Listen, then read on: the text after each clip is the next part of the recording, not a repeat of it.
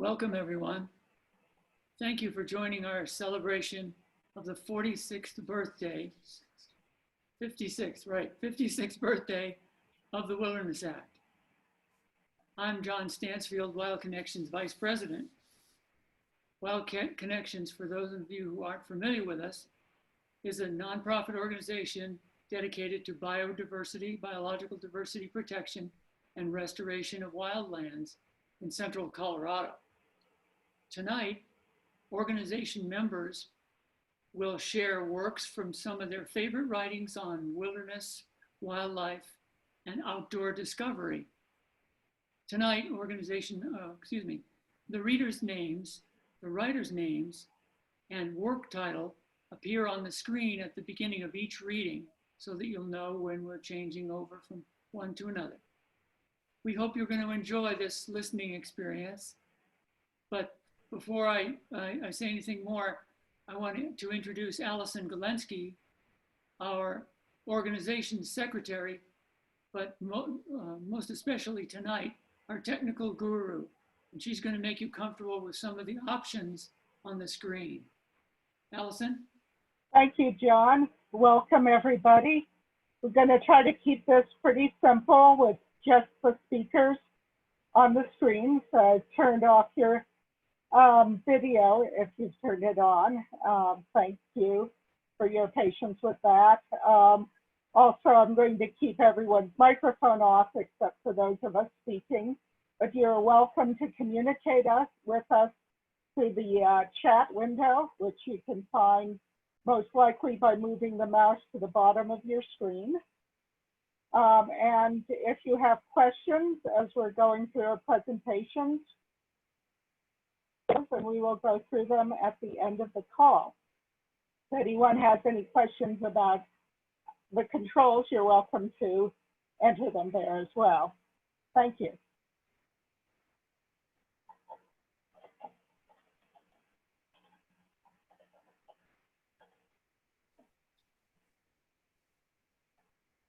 I went out to the hazelwood because a fire was in my head, and cut and peeled a hazel wand, and hooked a berry to a thread.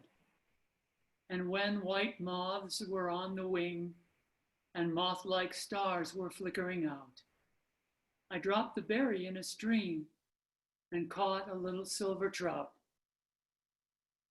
When I had laid it on the floor, I went to blow the fire aflame, but something rustled on the floor, and someone called me by my name. It had become a glimmering girl with apple blossom in her hair, who called me by my name and ran and faded through the brightening air. Though I am old with wandering through hollow lands and hilly lands, I will find out where she has gone, and kiss her lips, and take her hands, and walk among long dappled grass, and pluck till time and tides are done, the silver apples of the moon, the golden apples of the sun. William Butler Yeats' enchanting poem exposes 3 stages of human life: inspiration, involvement, and achievement, or sometimes failure. Inspiration of glimmering spirit in Yeats' case. Involvement in lifelong quest, and ongoing dream of achieving a desired end.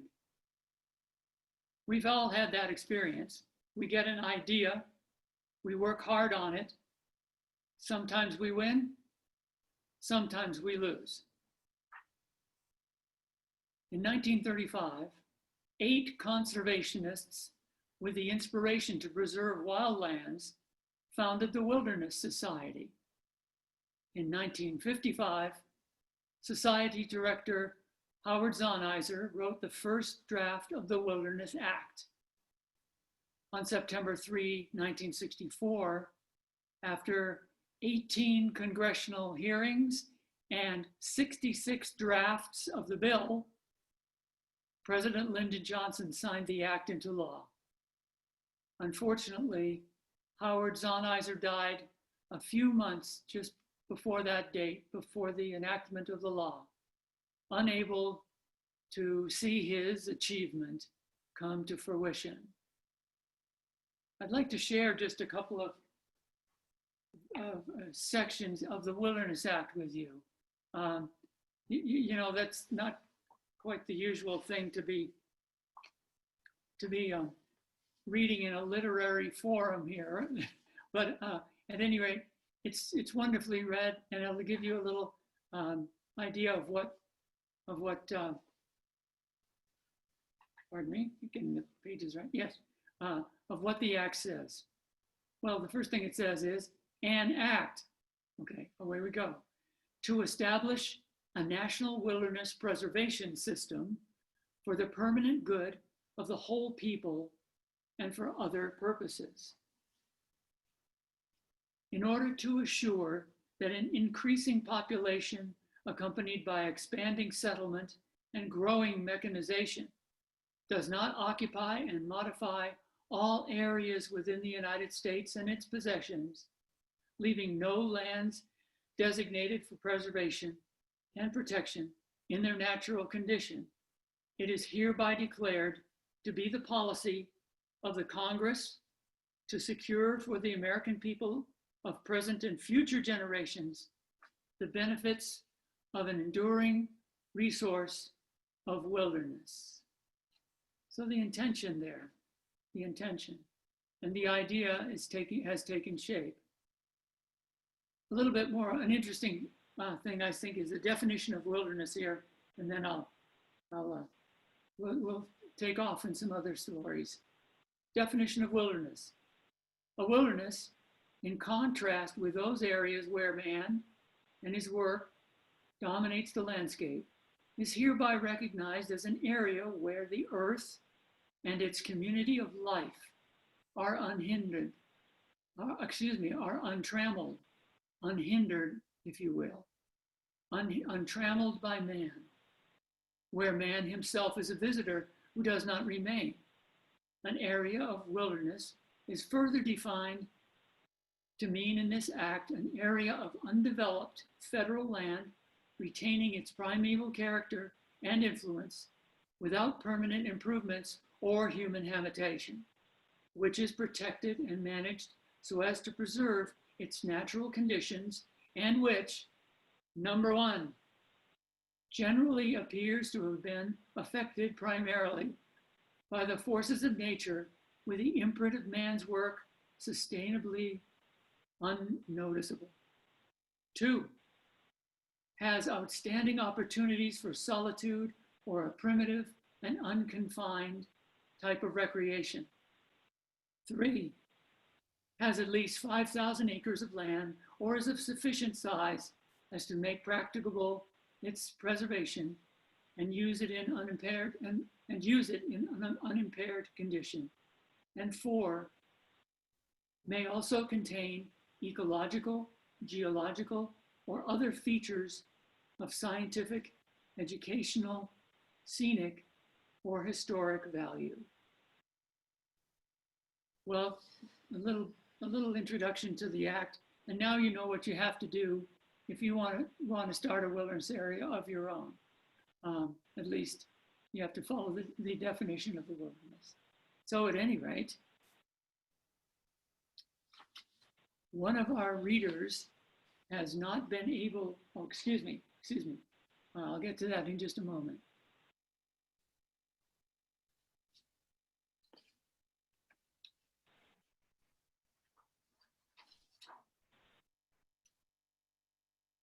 Okay. One of our readers has been unable to get on with us, but I know fairly well that the selection he was going to be sharing with us, and I'm going to do that in his place.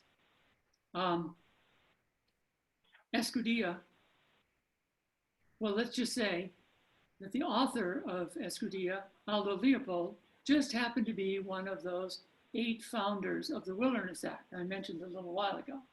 Hence the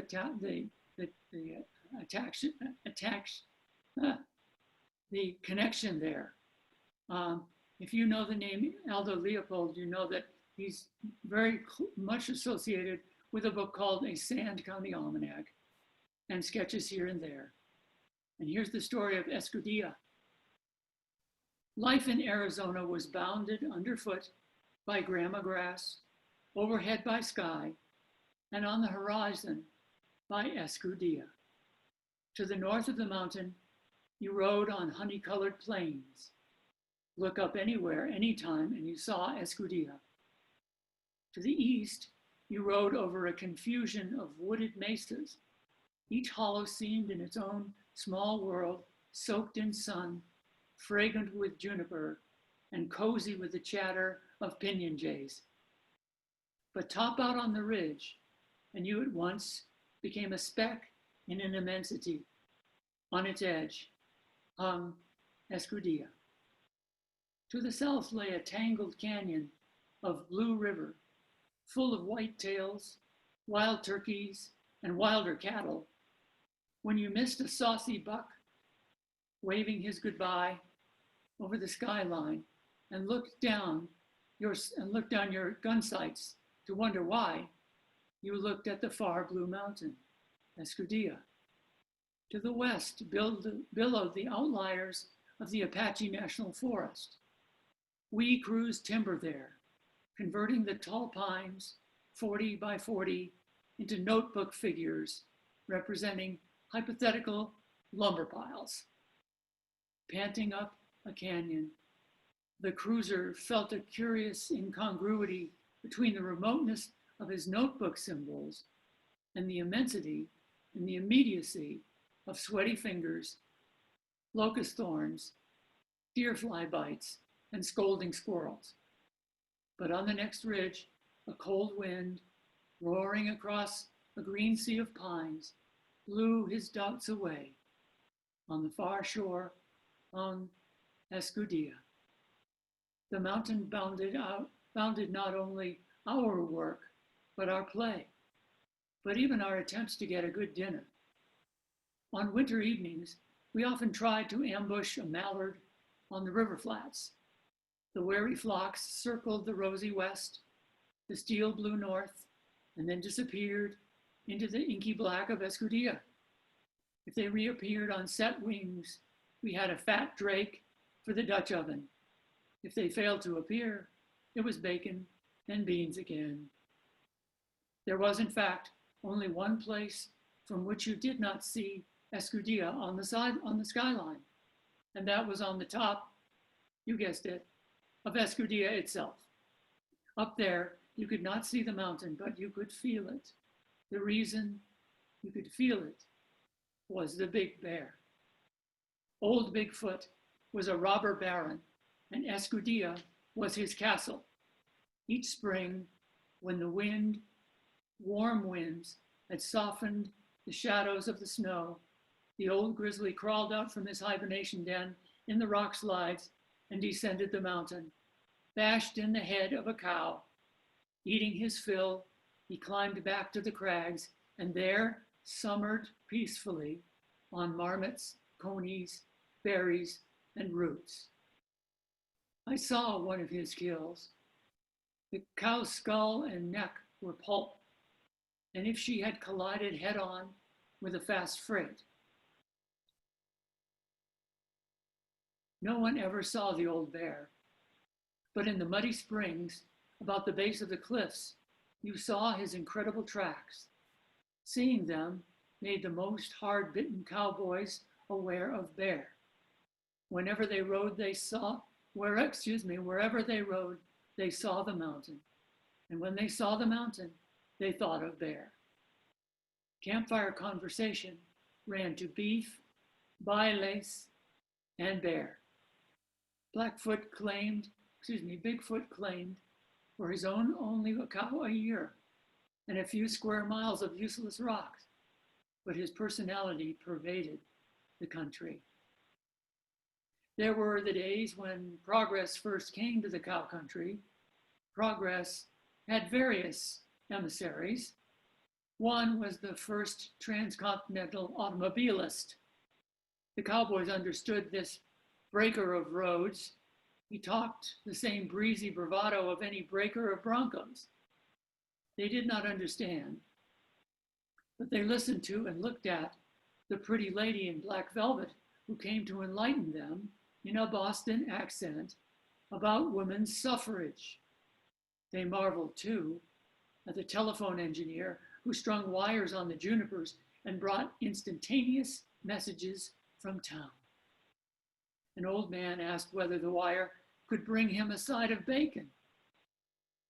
One spring, Progress sent still another emissary, a government trapper, a sort of St. George in overalls, seeking dragons to slay at government expense. Were there, he asked, any destructive animals in need of slaying? Yes, there was the big bear. The trapper packed his mule and headed for Escudilla. In a month he was back, his mule staggering under a heavy hide. There was only one barn in town big enough to dry it upon. He had tried traps, poison, and all the usual wiles to no avail, but he had erected a set gun in a defile, a little canyon through which only the bear could pass, and he waited. The last grizzly walked into the string and shot himself. It was June. The pelt was foul, patchy, and worthless. It seemed to us rather an insult to deny the last grizzly the chance to leave a good pelt as a memorial to his race. All he left was a skull that is in the National Museum in Washington, D.C., and a quarrel among scientists over the Latin name of the skull.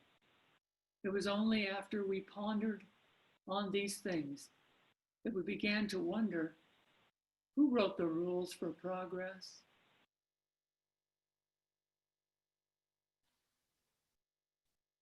Escudilla, from the Sand County Almanac by Aldo Leopold.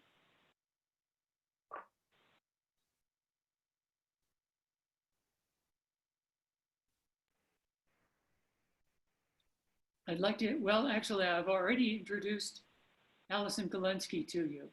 And Allison is going to be our next reader and share a wonderful story that I think I can almost gather that none of us have ever heard before. Allison? Thank you, John. One of the enduring features of this very unusual year has been outcries and protests for racial and social justice. One way the environmental movement has engaged in this important issue is by looking at equity and access and enjoyment of wild places. To provide some historic context, I will read a piece by W.E.B.DuBois, written in 1921. W.E.B.DuBois was one of the great American writers, teachers, and sociologists of the 20th century. He was an African-American activist whose work transformed the way that the lives of Black citizens were seen in American society.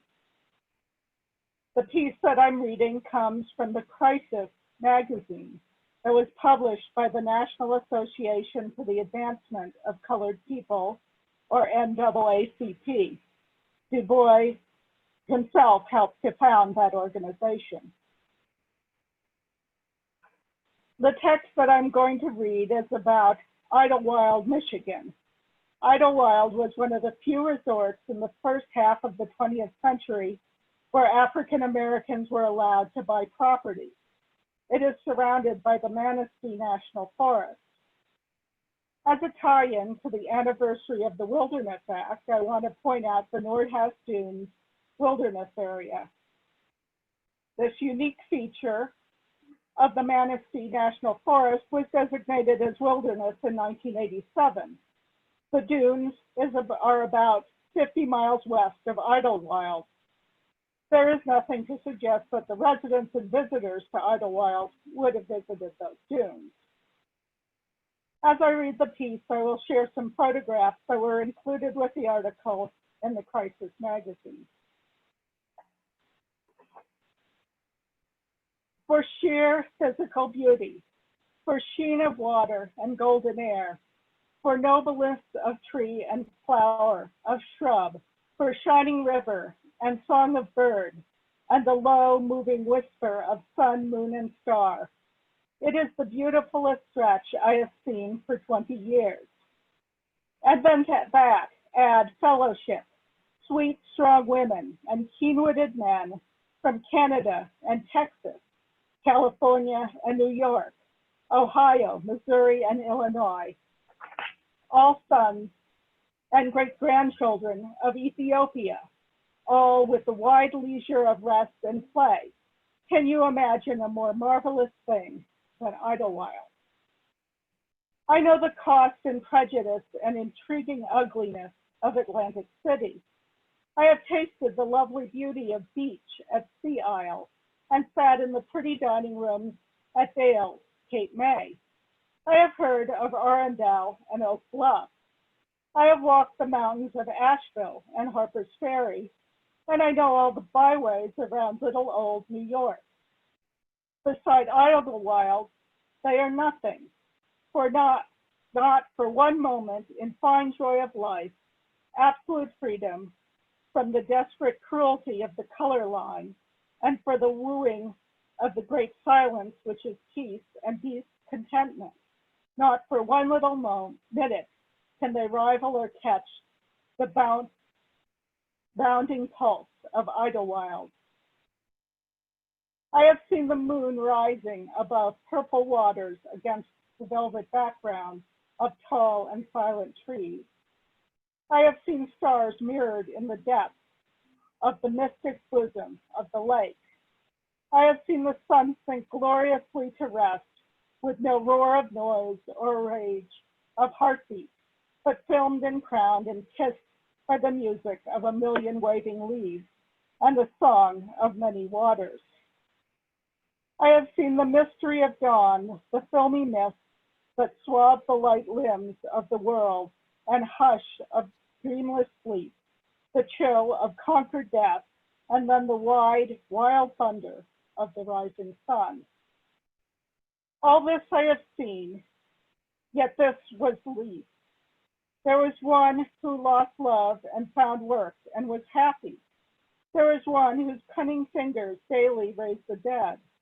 There were those who builded mansions, moved the world, healed the sick, contrived garments, defended the innocent and guilty, made homes and explored the world. And all of them did these things, even as you and I, within the veil. They came to us from the earth's ends, full of our own experience, with these tales of proud triumph over the white devils of America, a fine friendship with the white souls of justice. Whatever you have is little, and with one now and then we have every day with men and women from everywhere, and this is the soul of Idlewild, and to prove it, listen. For the first time in my life, I bought a lot, a little silvery point dark with oak that perused the lovely lake. I named it W.E.B.DuBois, or Boy Du Bois. I've let go since, but what of that? Forgive these dire rhythms, for this was written in the spell of the thing. Listen now to sober truth. And some years since, certain white men, just ordinary white men, bought land here and determined to sell it to colored folk. They did. The result is Idlewild. It is not fashionable. Men in khaki, women in knickers and overalls. No servants, food cheap, Victrolas for orchestra. No high-heeled shoes, but hiking, fishing, tennis, rowing, dancing, spooning, and sleep. Especially sleep. Long, quiet, glorious naps day and night to the sounds of dancing waters. Fairies and water nymphs abound, mermaids, hobgoblins, gracious ghosts, and drinking water straight from the hills of paradise, filled with diamonds and pearls and reeking with champagne. Everybody knows everybody, and the world is happy. One dress-up dress will do you, and you won't need that. There is a legend that one man once brought a dress coat. That one man, they point out his grave yet. No one will accuse me of over-partiality to my paler neighbors. I deeply regret that as I grow older, a white face is to me a sign of inherent distress and suspicion, which I have to fight in order to be just.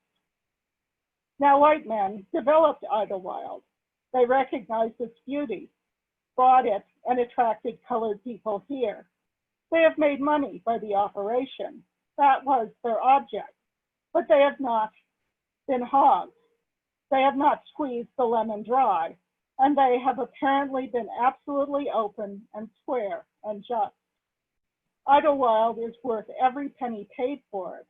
It is worth a good deal more than most people paid for it. The present price of $100 a lot is very cheap, but hundreds of lots sold for $10 and $20. White men developed it because they knew how. We paid for their experience, but we pay a very low sum.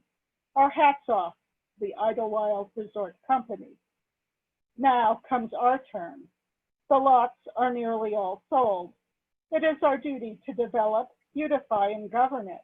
It must be the center of Negro art, conference, and recreation. Its whole future is being turned over to a democratic lot owners association composed exclusively of colored folks. Behold the day and the chance.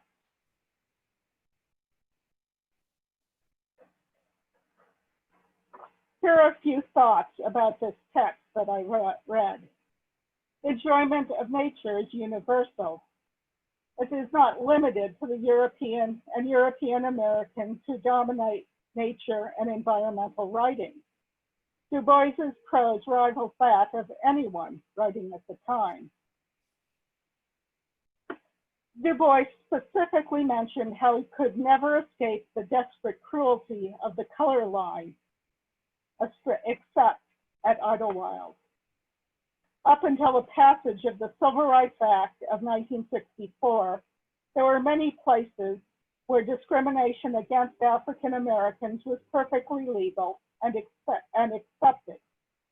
This includes many of the campgrounds, motels, restaurants, and other establishments in the gateway communities that provide access and support for visitors to our iconic national parks and wilderness areas. Even when discrimination was not overt, there are many ways that African Americans and others felt and continue to feel uncomfortable or even threatened when visiting wild places.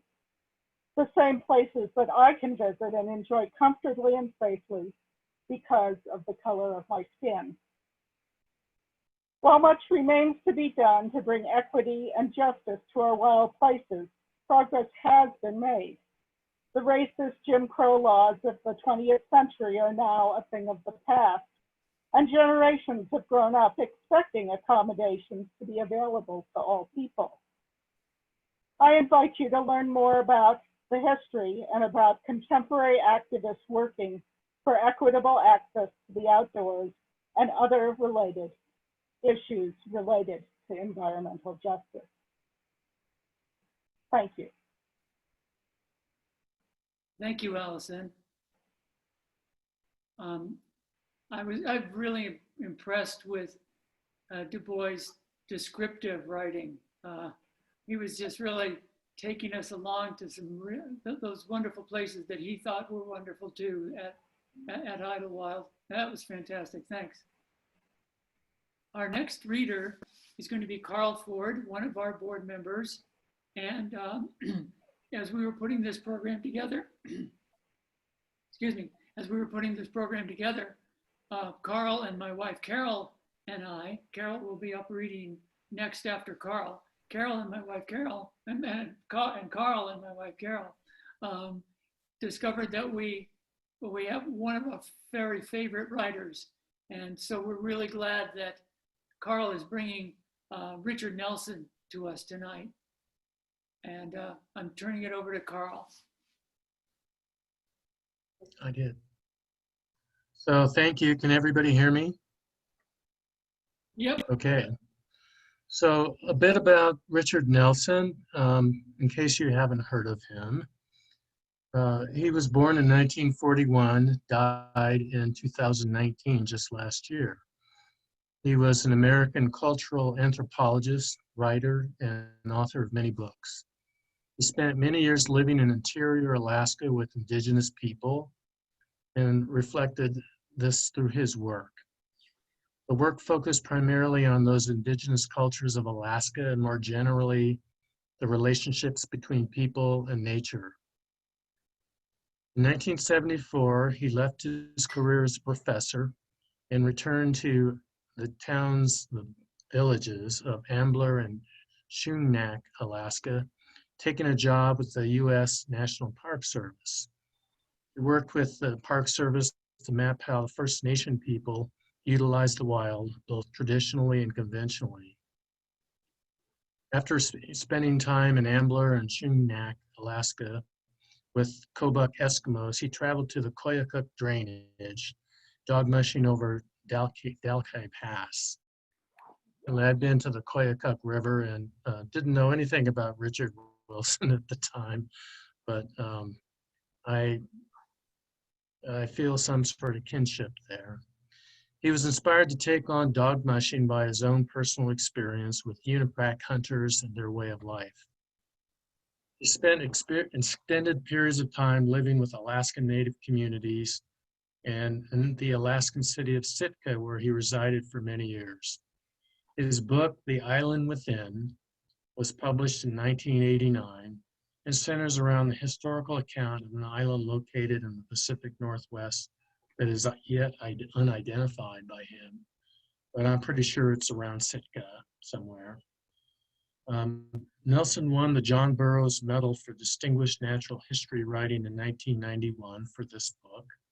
He also received the Land and Literary Award for Creative Nonfiction Writing and the Rasmussen Foundation's Distinguished Artist Award, and also the Alaskan State Writers Laureate, kind of like the state equivalent of a poet laureate. So I have two short readings I'm gonna read to you from his writing. In this first one, I mean, the kinds of metaphors that he is able to create, I mean, just kind of spin wildly in my mind here. So listen to this one. There's nothing in me that is not of the earth. No split instant of separateness, no particle that disunites me from the surroundings. I am no less than the earth itself. The rivers run through my veins. The winds blow in and out with my breath. The soil makes my flesh. The sun's heat smolders inside of me. A sickness or injury that befalls the earth befalls me. A fouled molecule that runs through the earth runs through me. Where the earth is cleansed, its purity infuses me. The life of the earth is my own life. My eyes are the earth gazing at itself. Why I love that is because, I guess because I've been lucky to hike thousands of miles through our wilderness and roadless areas. And like Aldo Leopold, I love natural harmony and beauty. It represents the bounty of the earth that we share with all its living creatures. I have worked my career trying to restore our species' destructive tendencies. This passage defines me. I have one more real short reading from The Island Within, and it goes like this. What obligation is more binding than to protect the cherished, to defend whoever or whatever cannot defend itself, and to nurture in turn that which has given nourishment? I'm reminded of the words by John Seed, an Australian environmentalist. When he began considering these questions, he believed, I am protecting the rainforest. But as his thought evolved, he realized, I am part of the rainforest protecting myself. I encourage you to take a look at this book. It's just eloquent, it's sensual, it's exquisite. Thanks.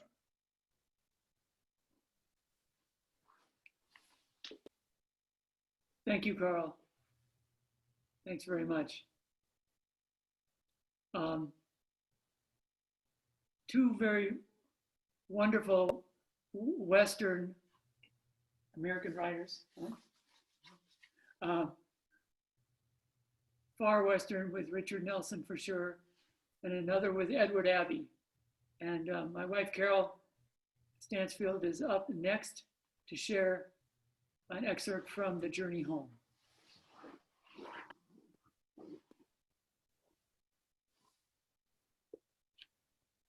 My very favorite author about the wilderness of the American West is Edward Abbey, and I have a feeling he's a favorite of many of you as well. He's best known for two books, Desert Solitaire, which is a collection of nonfiction essays, and The Monkey Wrench Gang, which is a novel. But my personal favorites are some of his lesser known essays. So I want to share with you tonight a selection from his essay, Freedom and Wilderness, which can be found in his book, The Journey Home.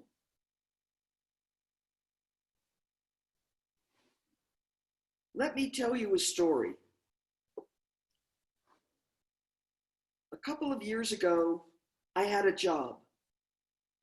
I worked for an outfit called Defenders of Fur Bearers, now known as Defenders of Wildlife. I was caretaker of a 70,000-acre wildlife refuge in the vicinity of Aravaipa Canyon in southern Arizona. It was a refuge for mountain lion, javelina, a few black bear, maybe a wolf or two, a herd of white-tailed deer, and me, to name the principal fur bearers. I was walking along Aravaipa Creek one afternoon when I noticed fresh mountain lion tracks leading ahead of me. Big tracks, the biggest lion tracks I've seen anywhere. Now, I've lived most of my life in the Southwest, but I'm sorry to admit I had never seen a mountain lion in the wild. Naturally, I was eager to get a glimpse of this one. It was getting late in the day, the sun already down beyond the canyon wall. So I hurried along, hoping I might catch up to the lion and get one good look at him before I had to turn back and head home. But no matter how fast I walked and then jogged along, I couldn't seem to get any closer. Those big tracks kept leading ahead of me, looking not 5 minutes old, but always disappearing around the next turn in the canyon. Twilight settled in, visibility getting poor. I realized I'd have to call it quits. I stopped for a while, staring upstream into the gloom of the canyon. I could see the buzzards settling down for the evening in their favorite dead cottonwood. I heard the poor wills and the spotted toads beginning to sing. But of that mountain lion, I could neither hear nor see any living trace. I turned around and started home. I'd walked maybe a mile when I thought I heard something odd behind me. I stopped and looked back. Nothing. Nothing but the canyon, the running water, the trees, the rocks, the willow thickets. I went on, and soon I heard that noise again. The sound of footsteps. I stopped. The noise stopped.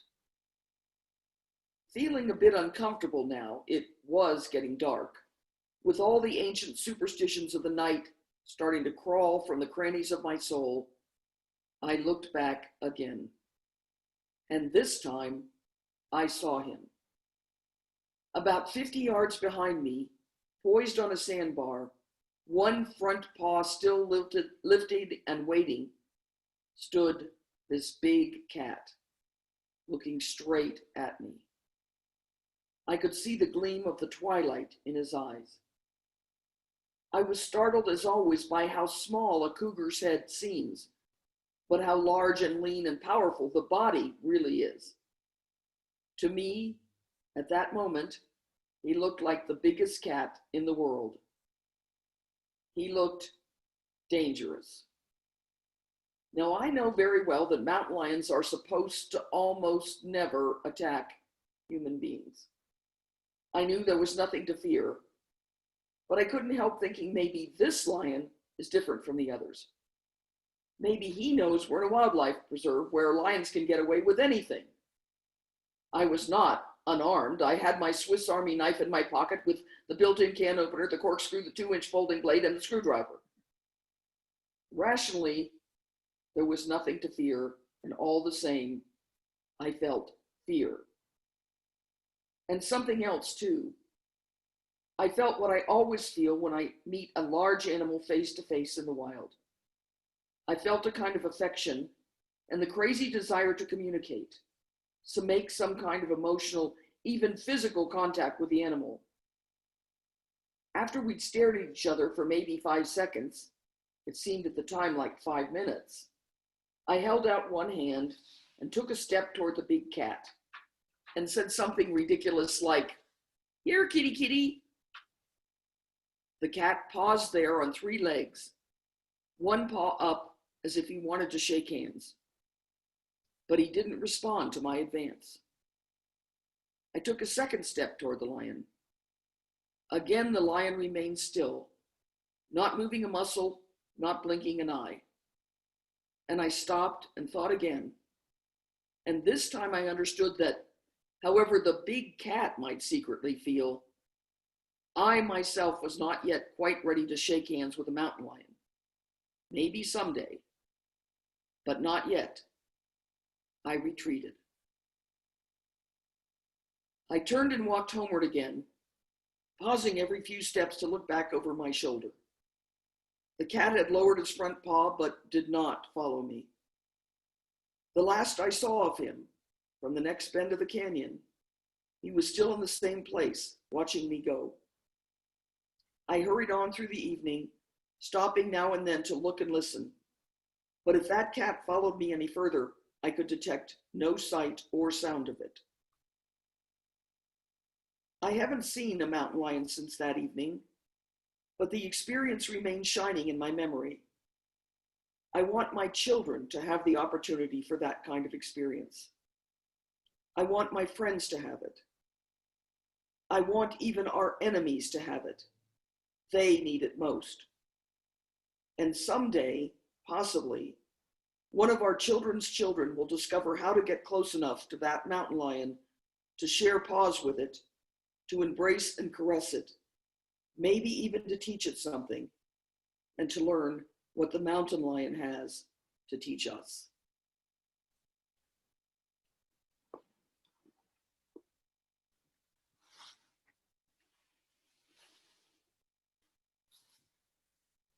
Thank you, Carol.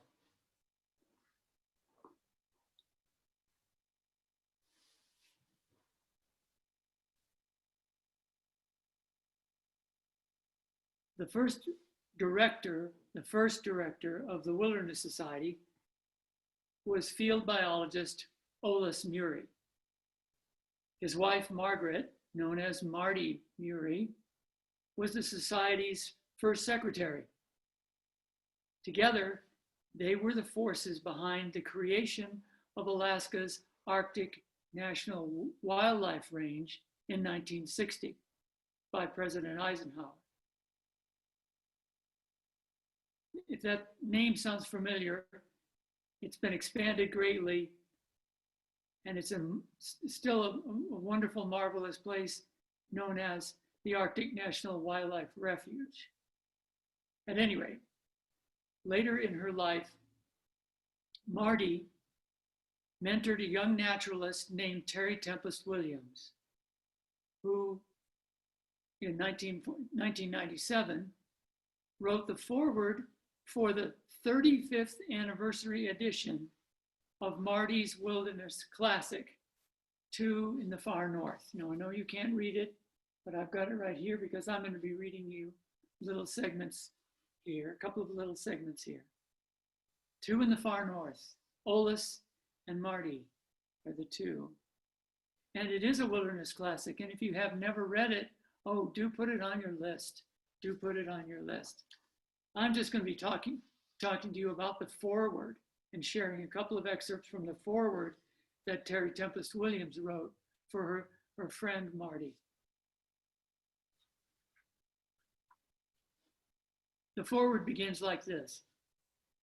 On June 5, 1977, in Denver, Colorado, hundreds of individuals from the American West gathered to testify on behalf of the Alaskan Lands Bill, sponsored by Representative Morris Udall of Arizona. It was one of the many regional hearings conducted by the House Interior Subcommittee on General Oversight and Alaskan Lands. Mardy Murie from Moose, Wyoming, was the first to testify. She stood before the subcommittee and said simply, I am testifying as an emotional woman, and I would like to ask you, gentlemen, what's wrong with emotion? She went on to say, beauty is a resource in and of itself. Alaska must be allowed to be Alaska. That is her greatest economy. I hope the United States of America is not so rich that she can afford to let these wildernesses pass by, or so poor that she cannot afford to keep them. The audience spontaneously gave Mrs. Olaus Murie a standing ovation. Her heartfelt words symbolized the long love affair she and her renowned biologist husband had shared with the Arctic. The next thing that Terry Tempest Williams writes is, I remember that day.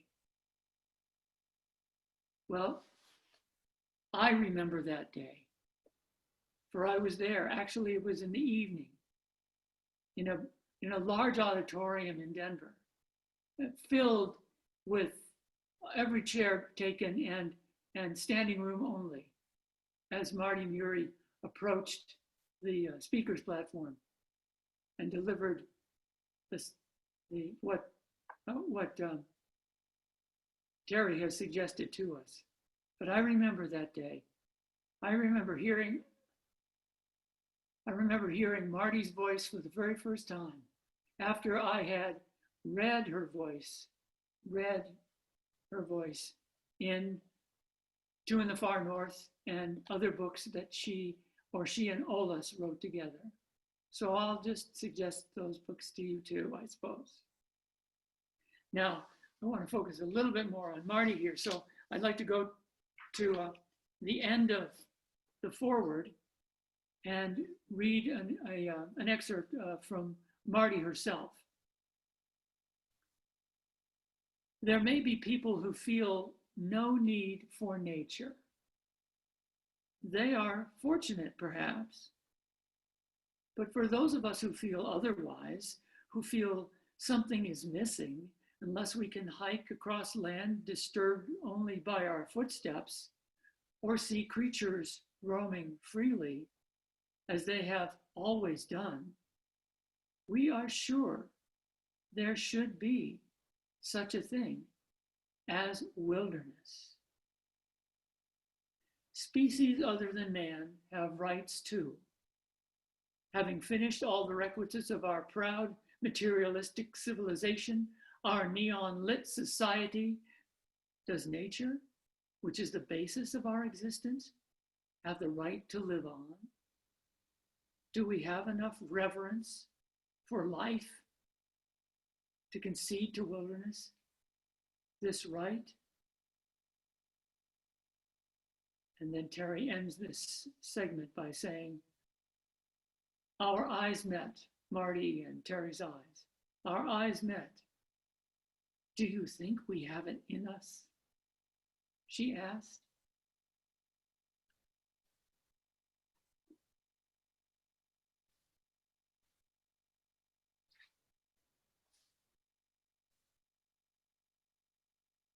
Naturalist and farmer, Wendell Berry is a marvelous writer.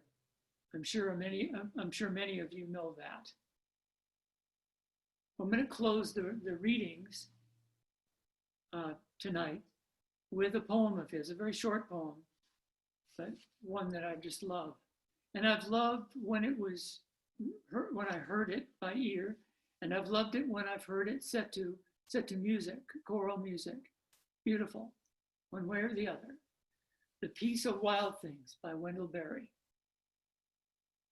When despair for the world grows in me, and I wake in the night at the least sound, in fear of what my life and my children's lives may be, I go and lie down where the wood drake rests in his beauty on the water, and the great heron feeds. I come into the peace of wild things, who do not tax their lives with forethought of grief.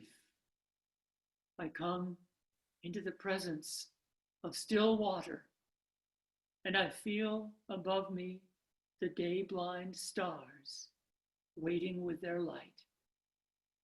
For a time, I rest in the grace of the world and am free. My notes that I forgot to read to you, just one little one. I said that the Peace of Wild Things, which to me is a fine benediction. So I put it in the place of benediction at the end of our little salon tonight that we have virtually tonight. But there's a little bit more, because if any of you have submitted questions through the I don't know if it's the Q&A, I can't see. The chat room, through the chat room. Sometimes there's a question and answer at the bottom. If you've submitted any questions, hang on, and whoever you wanted to ask them to will answer them. Any of the readers from our knowledge. And if we don't know, as I always say, if I don't know the answer, we'll make something up. So I'm going to turn it back over to Allison and let Allison share some of the questions so that all may hear. And we'll take a little bit of time. We timed this out very well. Got plenty of time for all the questions or comments that you may have about our experience tonight. So Allison, take it away. Okay, here's a comment from Carol. What a wonderful array of readings. Thank you each for sharing your favorites. There is nothing in me that is not of the earth. Question from Robin. Hi, Robin. Thank you. Thank you. Do we know what became of Idlewild? Well, in the spirit of making something up and actually done a little research before, it has been listed in a book of ghost towns in Michigan. But the comment was that it's not quite a ghost town. It's as opportunities for African Americans to travel opened up, the few resorts that were specific to African Americans did tend to go into decline. There are some people who are working to try to preserve Idlewild as a piece of history and perhaps to bring it back as a place that people will visit.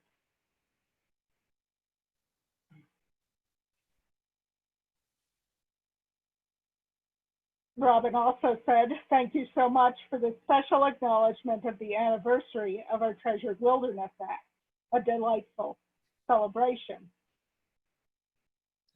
I have a question. John, could you speak at all of some of the attempts to add to the wilderness in Colorado?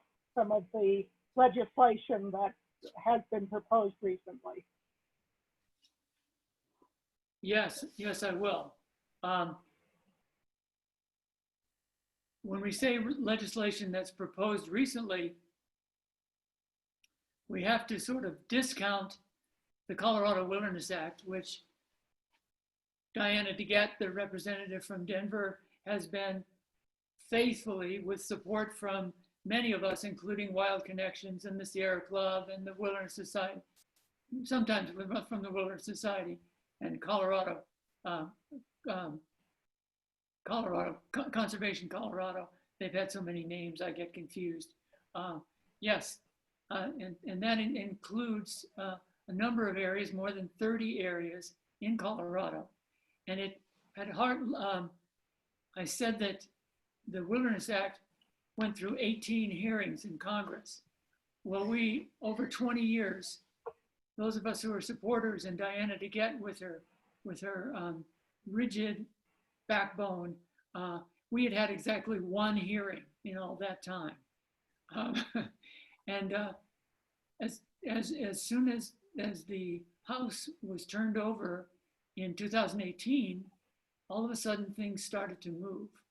And the Colorado Wilderness Act was brought up and passed out of committee and sent to the House, and it has passed the House, and it has been put together in this is what we call an omnibus wilderness bill. This is a small one compared to others, but another wilderness bill with lands with Oregon, and that's currently awaiting action by the Senate.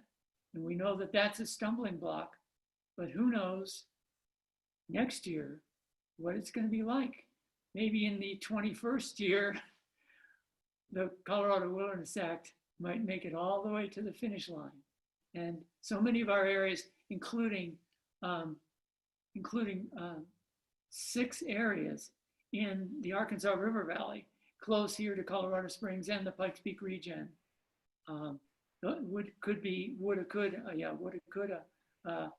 will hopefully be designated wilderness.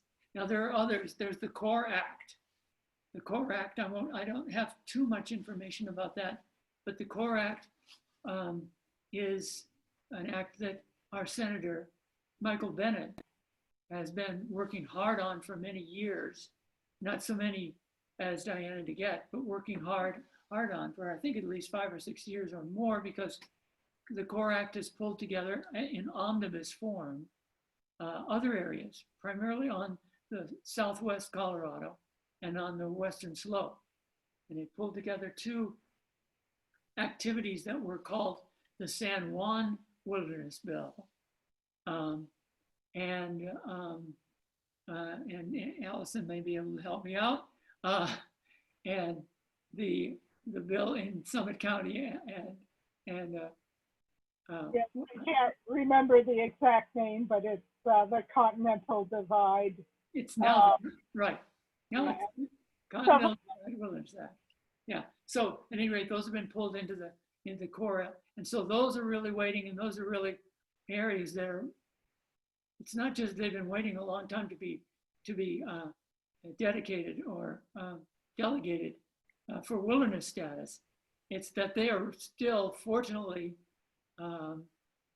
in some of the very ways we were talking about when I was reading about the Wilderness Act, they're still ready to be delegated, and they still have those wild and scenic and ecologically rich attributes. So I'm going to be quiet. Thank you for that question, Allison.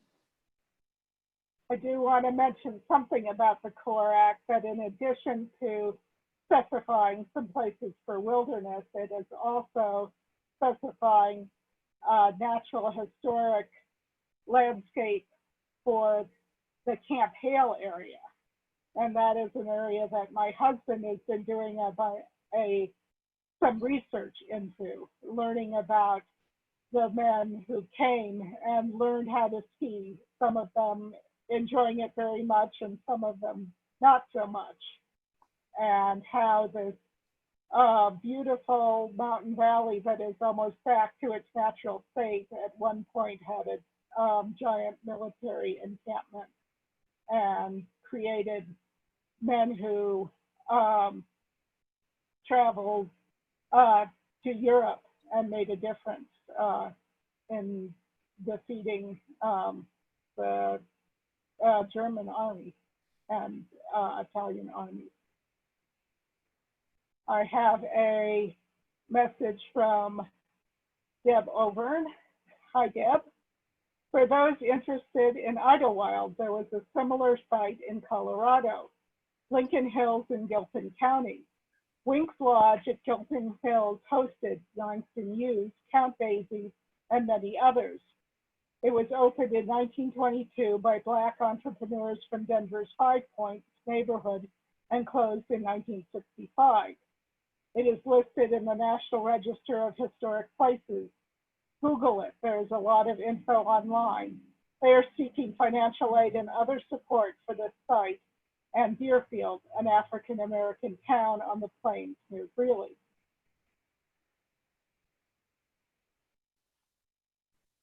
Carol says, please share more details on your project in Wildcat Canyon. Thank you. Who wants to take that one on? If Jim were here, we could do that. Allison? Wildcat Canyon is south upstream of Cheeseman Reservoir on the South Platte River. It is one of the most wild stretches of the river. It was not burned in the Hayman fire, even though the area around it was.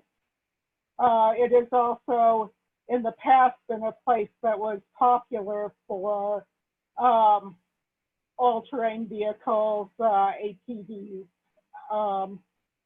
And at this point, because of the fact that it has retained its natural state, because of the importance of canyon areas in moderating the impact, Wild Connections and the Forest Service are recommending that it remain unmotorized as it became after the Hayman fire area was recovering. And we are starting to work with the Forest Service to begin the process of removing artifacts from when there was motorized use in the area to help it to fully recover. And even though we generally have projects where volunteers come in because of the coronavirus, we're focusing this year mostly on projects without volunteers or with very small number of volunteers, including a project where we're helping the Forest Service to remove some of the metal posts and cables from when there was motorized use.